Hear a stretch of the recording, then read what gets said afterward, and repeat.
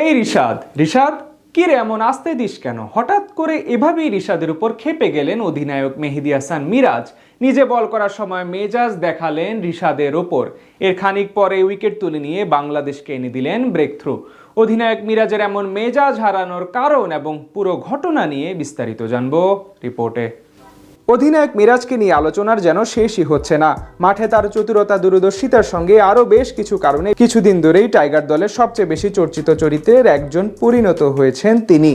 তেমনি আজ ঘটল আরও এক মজার কাণ্ড।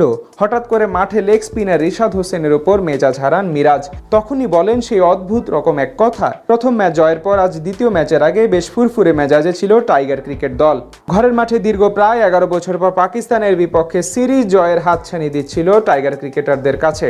গুরুত্বপূর্ণ ম্যাচে আজ আরও একবার মিরপুরের শেরে বাংলা জাতীয় ক্রিকেট স্টেডিয়ামে টস জিতে বল করার সিদ্ধান্ত নেয় টিম টাইগার্স।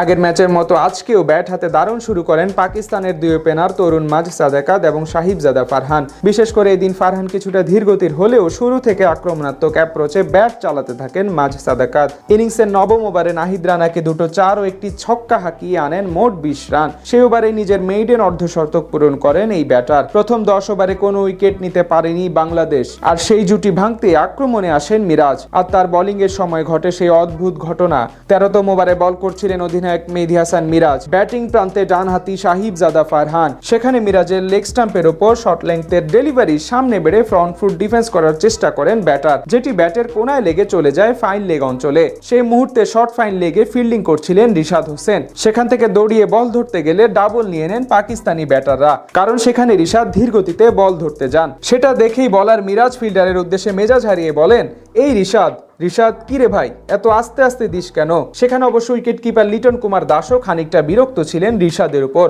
কারণ তিনি দেরিতে বল ছাড়ার কারণে 1 রানের জায়গায় দৌড়িয়ে জোড়া রান নিয়ে ফেলেন ব্যাটাররা।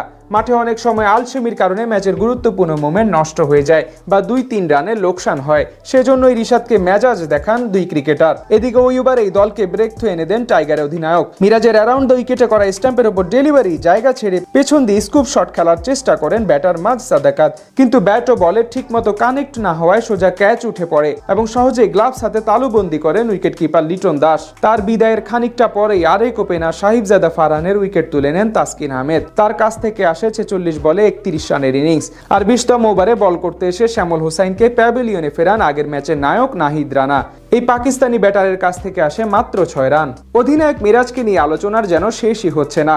মাঠে তার চতুরতা দূরদর্শিতার সঙ্গে আরও বেশ কিছু কারণে কিছুদিন ধরেই টাইগার দলের সবচেয়ে বেশি চর্চিত চরিত্রের একজন পরিণত হয়েছেন তিনি। তেমনি আজ ঘটল আরও এক মজার কাণ্ড। হঠাৎ করে মাঠে লেগ স্পিনার রিশাদ হোসেনের ওপর মেজাজ হারান মিরাজ।